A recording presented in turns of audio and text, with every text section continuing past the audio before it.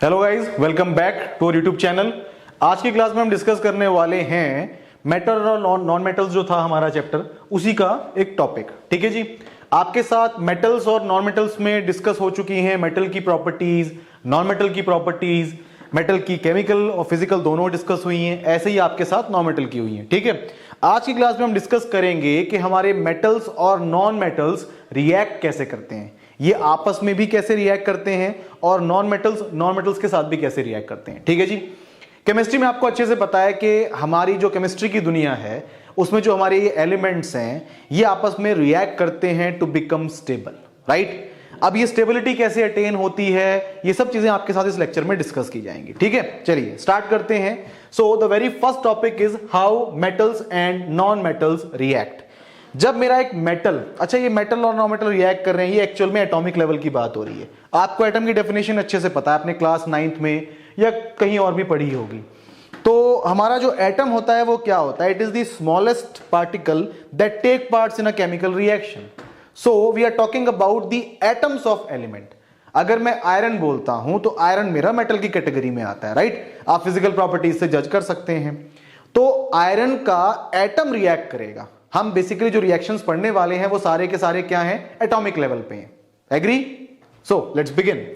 So when a metal reacts with a non-metal, the compound formed is called ionic compound, and the bond between the different atoms of the elements are ionic bonds. ठीक है जी, ये हम चीजें थोड़े basic से create कर लेते हैं, आगे जाके मैं आपको समझाऊंगा ये कैसे वर्क करेंगे।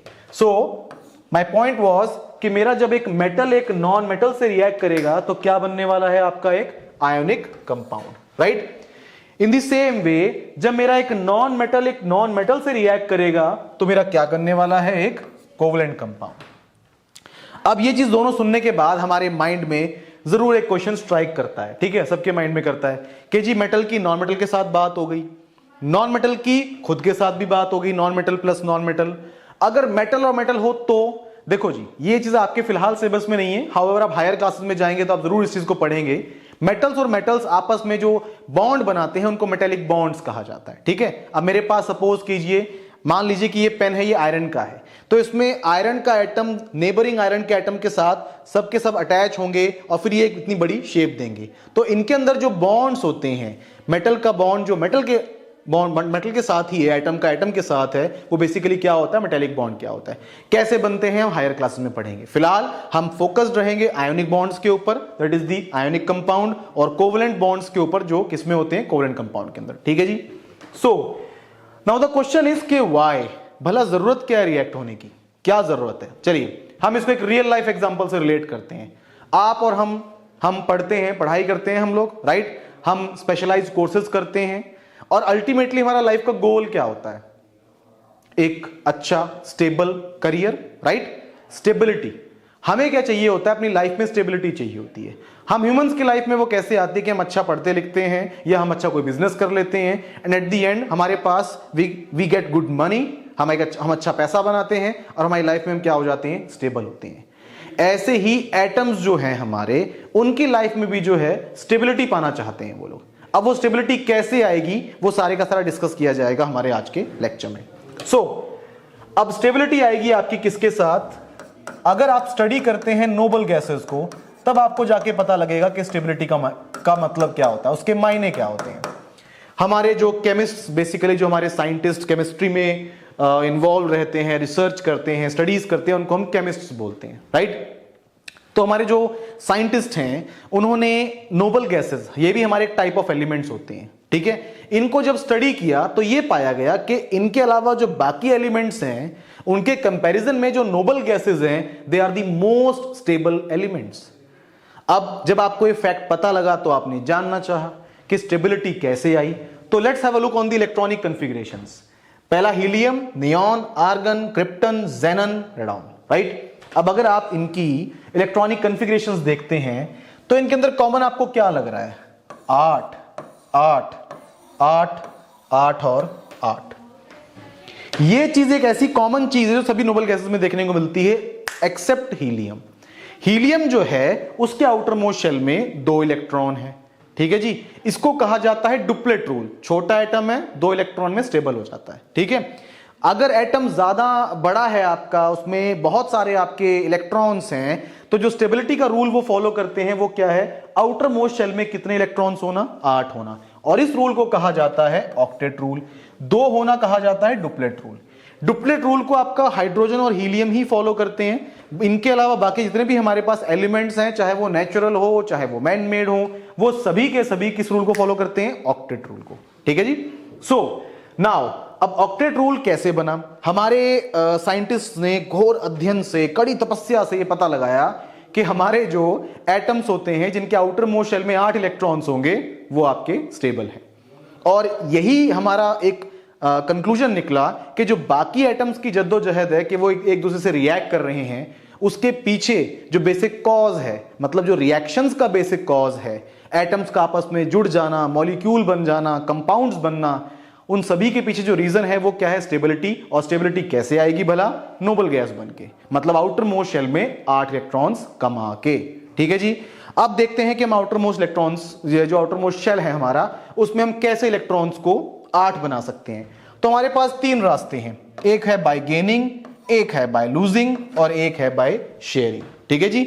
जो हमारे एटम्स इलेक्ट्रॉन को गेन करेंगे, लूज करेंगे, वो जो हमारे बॉन्ड बनाएंगे उनको आयोनिक कहा जाएगा, और जहां पर एटम्स के बीच में शेयरिंग ऑफ इलेक्ट्रॉन होगा उसे कहा जाएगा आपका कोवलेंट। आगे जाके आपको बताया जाएगा, बट फिलहाल हम इस पॉइंट पे एग्री करते हैं कि हमारा जो रास्ता हमारे जो एटम्स फॉलो करते हैं to attain the noble gas configuration, वो क्या है आपका, या तो वो लूज करेंगे, गेन करेंगे, या फिर वो शेयर करेंगे। Noble gases are the most stable elements. हर एटम चाहेगा कि वो नोबल गैस बने, कैसे बनेगा हम आगे डिस्कस करेंगे। ठीक है जी। So let's move on to the next part. Next part आपका आता है आयंस। मैंने आपको बताया कि हमारा गेनिंग और शेयरिंग होगा। ठीक है, ये होता है जो हमारे एटम्स जो है वो आयंस में तब्दील होते हैं। अब एटम जो है वो आपने प्रीवियस क्लासेस में पढ़ा होगा कि किसी भी एलिमेंट का एटम जो है वो क्या होता है, इलेक्ट्रिकली न्यूट्रल, मतलब कि उस एटम में इलेक्ट्रॉन और प्रोटॉन का काउंट क्या होता है, हमेशा बराबर। ठीक है, मिसाल के तौर पे हम कोई एटम ले लेते हैं, ऑक्सीजन बढ़िया रहेगा, बिल्कुल सही, इनहेल करते हैं इस गैस को हम, बड़ी इंपॉर्टेंट होती है ये।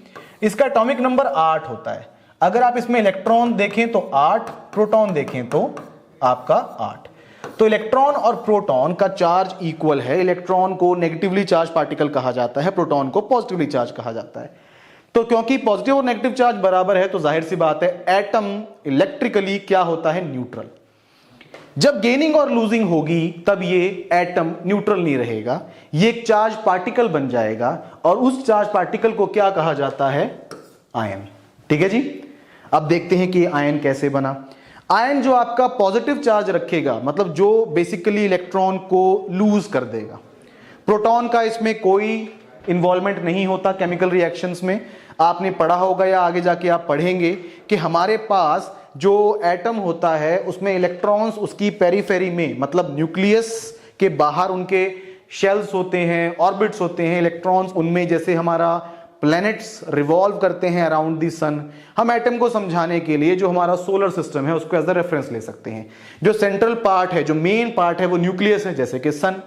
बाकी जैसे हमारे प्लैनेट्स के आसपास रिवॉल्व करते हैं, ऐसे ही हमारे इलेक्ट्रॉन्स रिवॉल्व करते हैं। ठीक है, तो प्रोटॉन्स और न्यूट्रॉन्स कहां पर हैं, न्यूक्लियस के अंदर, इलेक्ट्रॉन्स बाहर मूव कर रहे होते हैं। तो लूजिंग और गेनिंग इलेक्ट्रॉन्स की होती है। याद रखिएगा केमिस्ट्री में जो केमिकल रिएक्शंस होते हैं उसमें जो चार्ज पार्टिकल इन्वॉल्व है वो कौन है, इलेक्ट्रॉन। चलिए, जब मेरा एक एटम इलेक्ट्रॉन को लूज कर देता है तो वो एक पॉजिटिव पार्टिकल बन जाता है, पॉजिटिव आयन, जिसको कहा जाता है कटायन। राइट। अगर मेरा एटम इलेक्ट्रॉन को गेन करता है तो उसके ऊपर नेगेटिव चार्ज आता है और वो एक नेगेटिव आयन बनता है, जिसका नामकरण हमने किया हुआ है एनायन। याद रखिएगा इस चीज को, कटायन पॉजिटिव आयन होगा आपका और एनायन आपका नेगेटिव आयन होगा। ठीक है, एग्जाम्पल लेंगे तो और अच्छे से समझ में आ जाएगा। यहां पर देखिए मैंने सोडियम को लिया हुआ है। सोडियम जो है उसका एटॉमिक नंबर जो होता है 11। इलेक्ट्रॉनिक कॉन्फ़िगरेशन अगर देखी जाए, मतलब इलेक्ट्रॉन्स का अरेंजमेंट, तो पहले शेल में 2 दैट इज के, दूसरे में 8 और तीसरे में 1। राइट। अब हमारे पास अगर इसको नोबल गैस बनना है तो इसके पास मैंने कहा 2 चॉइसेस हैं, या तो ये गेन करेगा या लूज करेगा। अब अगर आप सोडियम की जगह होते और ये आपकी इलेक्ट्रॉनिक कॉन्फ़िगरेशन होती, तो आप मुझे बताइए कि क्या एक इलेक्ट्रॉन को लूज करना आपके लिए आसान होता या फिर 7 इलेक्ट्रॉन्स को गेन करना आसान होता? जाहिर सी बात है लूज करना ही आसान होगा। आप कहां से 7 इलेक्ट्रॉन्स को अरेंज करोगे? काफी अनस्टेबिलिटी हो जाएगी ये तो ये इजीली क्या करता है, अपने एक इलेक्ट्रॉन को जाने देता है। ठीक है, अब उसके जाने के बाद इसको मोक्ष की प्राप्ति हो जाती है, मतलब कि ये नोबल गैस बन जाता है। और आपके सामने भी है, जब ये 11 है तो इसके पास एक इलेक्ट्रॉन है, जब ये 1 पॉजिटिव लिखा जाएगा। देखिए मैथ्स और साइंस में थोड़ी सी चीजें ये अलग अलग हैं। मैथ्स में +1 होता है, दैट मींस चीजों का ऐड होना। केमिस्ट्री में 1+ होता है, दैट मींस एक electron. 1 stands for 1 electron and plus stands for loss. तो याद रखिएगा, गलती से भी इसको +1 मत लिखिएगा, वो गलत हो जाएगा। आप इसको हमेशा 1+ लिखेंगे। दैट मींस कि इसका स्टैंडर्डाइज हमने किया हुआ है कि इसने एक इलेक्ट्रॉन को क्या कर दिया, लूज कर दिया। Okay, so now the atomic number reduces to 10। और ये किस नोबल गैस की कॉन्फ़िगरेशन है? नियॉन की। तो हमारा एक एटम इलेक्ट्रॉन को लूज करके क्या बन गया? नोबल गैस बन गया। मतलब ये क्या हो गया? स्टेबल। राइट। यहां पर देखेंगे क्लोरीन को, क्लोरीन 17 होता है, 287। अब इसको अगर नोबल गैस बनना है तो या तो एक इलेक्ट्रॉन ये गेन कर ले या सातों को रफा दफा कर दे। अब देखिए क्या आसान है इसके लिए, इसके लिए जाहिर सी बात है एक इलेक्ट्रॉन को गेन करना आसान है। तो ये क्या होगा? 2,8,8। इसमें कोई भी घबराने वाली बात नहीं है कि इसके ऊपर नेगेटिव चार्ज आ जाएगा, केमिस्ट्री में ये होता है। अब जैसे ये 288 होगा तो ये कौन सी नोबल गैस बन जाएगा? आर्गन। तो आप यहां से कंक्लूड कर सकते हैं कि हर एटम की जो चाहत है वो क्या है कि वो नोबल गैस बन जाए। और ऐसा होता भी है इलेक्ट्रॉन की गेनिंग लूजिंग से, आपके सामने मैंने आपको दिखा दिया। अब दोनों नोबल गैस बन गए तो इनको क्या अटेन हो गई? स्टेबिलिटी। इस स्टेबिलिटी के बाद क्या होगा? देखिए पॉजिटिव चार्ज है और नेगेटिव चार्ज है। ये चीज आपने फिजिक्स में पढ़ी है कि opposite charges attract each other. तो जाहिर सी बात है ये आपस में दूसरे को अट्रैक्ट करेंगे और आपस में ये क्या हो जाएंगे? इनके बीच में ये चिपक जाएंगे, एक बॉन्ड बन जाएगा। ठीक है, तो बेशक ये इलेक्ट्रॉन को लूज और गेन करने के बाद इनके ऊपर चार्ज आ रहा है, बट अगर आप इनकी स्टेबिलिटी की बात की जाए केमिस्ट्री की टर्म्स में तो दे आर मोर स्टेबल। तो याद रखिएगा कि एक आयन जो है वो अपने पेरेंट एटम से क्या होता है? ज्यादा स्टेबल होता है। अभी क्लियर? चलिए आगे बढ़ते हैं। The next part is electron dot representation. यही बड़ा इंपॉर्टेंट है इस चैप्टर में। इलेक्ट्रॉन डॉट रिप्रेजेंटेशन बहुत ही सिंपल सी रिप्रेजेंटेशन है। इसमें हम क्या करते हैं, हमारा जो एटम होता है उसको जब हम ड्रॉ करते हैं, उसको जब हम बनाते हैं तो हम सिर्फ आउटर मोस्ट शेल के इलेक्ट्रॉन्स लिखते हैं। जैसे कि मैग्नीशियम है तो अगर मैं इसकी इलेक्ट्रॉनिक कॉन्फ़िगरेशन लिखूं तो 2,8,2 बनती है। राइट। अब होगा क्या, जब मैं इसका इलेक्ट्रॉन डॉट स्ट्रक्चर बनाऊंगा तो ये इस तरह से बनाया जाएगा, सिर्फ आउटर मोस्ट शेल के 2 इलेक्ट्रॉन्स, सिर्फ आउटर मोस्ट शेल के 2 इलेक्ट्रॉन्स। ठीक है, अब ये आपका आयन बनाता है। यहां मैंने साथ की साथ इसके आयन की फॉर्मेशन भी समझाई है कि मैग्नीशियम ऐसा है और वो 2 इलेक्ट्रॉन्स को लूज करेगा तो 2 पॉजिटिव बन जाएगा। मैंने बताया था आपको, 2 फॉर नंबर, पॉजिटिव मतलब लॉस ऑफ इलेक्ट्रॉन। और इसको आप केमिकल इक्वेशन में ऐसे लिख सकते हैं कि +2 इलेक्ट्रॉन, तो मतलब ये उससे अलग हो चुका है। केमिकल रिएक्शन में ऐसा ही होता है, रिएक्टेंट और प्रोडक्ट में अगर ये हमारा एक तरह से डीकंपोजिशन भी कह सकते हो, ये अलग अलग हैं। राइट। अब इसको लिखने का एक और तरीका भी होता है, आप यहां पे -2 इलेक्ट्रॉन लिख सकते हो रिएक्टेंट की साइड में और प्रोडक्ट की साइड में क्या हो जाएगा? Mg2+। ईदर वे आप इनमें से कोई भी वेव फॉलो कर सकते हैं। अब बात करते हैं ऑक्सीजन की। तो ऑक्सीजन के आउटर मोस्ट शेल में कितने इलेक्ट्रॉन्स हैं? 6। तो जो ऑक्सीजन की इलेक्ट्रॉन डॉट रिप्रेजेंटेशन है वो ये होगी। आप इसको बनाकर इसके बाद इसके ऊपर आप क्या कर देंगे? 6 इलेक्ट्रॉन्स को इस तरह से बना देंगे। इलेक्ट्रॉन्स को हम डॉट से भी करते हैं और क्रॉस से भी करते हैं, बोथ द वे। ठीक है, अब यहां पर क्या होगा, ये 2 इलेक्ट्रॉन्स को गेन करेगा। तो अब देखिए इसके पास आउटर मोस्ट में 8 हो गए, तो क्योंकि इसने गेन किया है 2 इलेक्ट्रॉन को तो ये 2 नेगेटिव हो गया।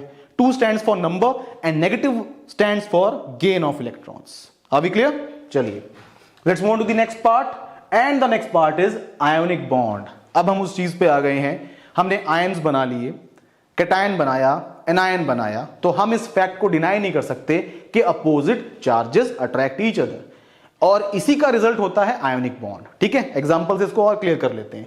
डेफिनेशन क्या होगी? Chemical bond formed by the transfer of electron is called the ionic bond. इसमें ट्रांसफर ऑफ इलेक्ट्रॉन होगा मतलब लूजिंग होगा, जब लूजिंग है तो भैया गेनिंग वाला भी कोई ना कोई होगा। ठीक है, सो अब मेरे पास एक चीज देखते हैं हम कि हमारे जो मेटल्स होते हैं उनके अंदर क्या होता है, उनकी प्रॉपर्टी होती है कि वो एक इलेक्ट्रॉन को लूज कर सकते हैं।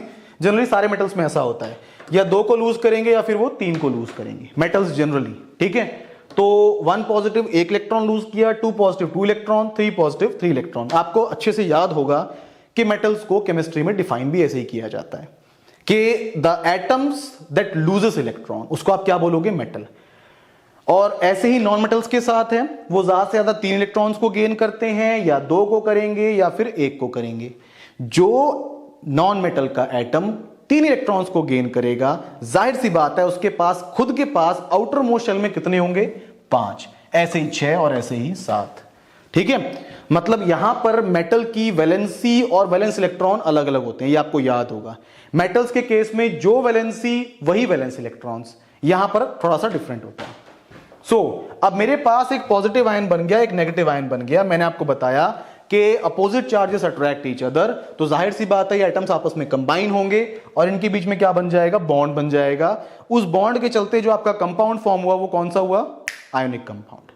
अब यहां पर मैंने क्या लिखा हुआ है, इलेक्ट्रोस्टैटिक फोर्स ऑफ अट्रैक्शन। जो ये नेगेटिव और पॉजिटिव आयन एक दूसरे के ऊपर खिंचाव डाल रहे हैं, जो एक दूसरे को अट्रैक्ट कर रहे हैं, इस स्पेशल फोर्स का नाम क्या है, इलेक्ट्रोस्टैटिक फोर्स ऑफ अट्रैक्शन। चलिए let's move to the next part. अब हम एग्जांपल्स लेंगे आयोनिक कंपाउंड्स के। The very first example is NaCl, बड़ा ही कॉमन सा केमिकल कंपाउंड है, टेबल सॉल्ट जिसको हम बोलते हैं। तो यहां मैंने सोडियम लिया हुआ है 281, इसमें से एक इलेक्ट्रॉन की एग्जिट हो जाएगी, -1 इलेक्ट्रॉन हो जाए, तो ये क्या बनाएगा, Na पॉजिटिव, ठीक है। अब वहां पे वो 281 था, यहां पे ये क्या हो गया 2,8, बन गया नोबल गैस, बिल्कुल बन गया। अब यहां पे Cl लिया है मैंने, Cl जो है आपने देखा उसका इलेक्ट्रॉन डॉट स्ट्रक्चर, उसके आउटर मोस्ट शेल में 7 इलेक्ट्रॉन, 1 2 3 4 5 6 और 7 प्लस 1 इलेक्ट्रॉन हो गया, तो क्या बन गया, Cl1 नेगेटिव, क्योंकि 1 इलेक्ट्रॉन उसने क्या कर लिया, गेन कर लिया। अब जब ये दोनों आप इनका इस केमिकल आयोनिक बॉन्ड की जो आप फॉर्मेशन रिप्रेजेंट करते हो, टेस्ट में क्वेश्चन आता होता है कि इनकी आपस में रिएक्शन होगा तो उसका इलेक्ट्रॉन डॉट स्ट्रक्चर बनाइए, तो हम ये बनाएंगे। अब यहां पर जो ये 1 इलेक्ट्रॉन था ये यहां पे आ जाएगा, ये इसको गेन लूज कर देगा और ये इसको गेन कर लेगा at the same time, positive और 1 पॉजिटिव, नेगेटिव और 1 नेगेटिव, और we can write it as NaCl। Easy. चलिए नेक्स्ट है आपका MgO, मैग्नीशियम ऑक्साइड। यहां भी magnesium metal, oxygen non metal, तो मेटल और नॉन मेटल जब भी कंबाइन होंगे तो क्या बनेगा, आयोनिक बॉन्ड। ये देखिए इनके electronic dot representation, Mg outer most में 2 इलेक्ट्रॉन, तो 2 इलेक्ट्रॉन माइनस किए आपने और बन गया Mg2 positive. O outer most में 6 इलेक्ट्रॉन, 2 इलेक्ट्रॉन क्या करेगा, गेन किया तो क्या बन गया 2 माइनस, ये हो गई गेनिंग, ठीक है। जब ये दोनों आयंस आपस में कांटेक्ट में आएंगे तो आप इनको ऐसे रिप्रेजेंट करोगे। अब यहां पे 2 इलेक्ट्रॉन्स जो हैं वो इस तरह से ट्रांसफर हो जाएंगे और ये बनने के बाद क्या बनाएगा, मैग्नीशियम ऑक्साइड। पहले एग्जांपल में 1 इलेक्ट्रॉन का गेन लॉस हुआ था, दूसरे में 2 इलेक्ट्रॉन का गेन और लॉस हुआ है। अब इवन। चलिए द नेक्स्ट इज Na2O, ये थोड़ा सा उससे ट्रिकी है, ठीक है। कैसे ट्रिकी है इसको हम एक्सप्लेन करेंगे, इजी हो जाएगा। सोडियम 1 इलेक्ट्रॉन चाहता है लूज करना, लूज कर दिया, क्या बन गया, Na पॉजिटिव। अब जो ऑक्सीजन है उसको चाहिए 2 इलेक्ट्रॉन, तो फिलहाल मैंने यहां पे 2 इलेक्ट्रॉन लिख के उसको 2- लिख दिया है, बट सोडियम 1 दे रहा है, ऑक्सीजन को चाहिए 2।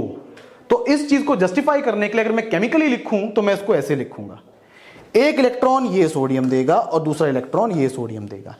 2 सोडियम के एटम्स 2 इलेक्ट्रॉन्स डोनेट करेंगे for a single atom of oxygen, और ये आपस में कंबाइन होकर क्या बनाएंगे, 2Na पॉजिटिव और O2-, और we can write them as Na2O।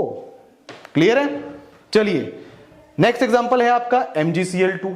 यहां पे आपने Mg को लिया और Cl को लिया, राइट। Mg 2 इलेक्ट्रॉन देने वाला है, Cl 1 इलेक्ट्रॉन लेने वाला है, तो ये पिछले केस से थोड़ा सा अपोजिट हो गया, राइट।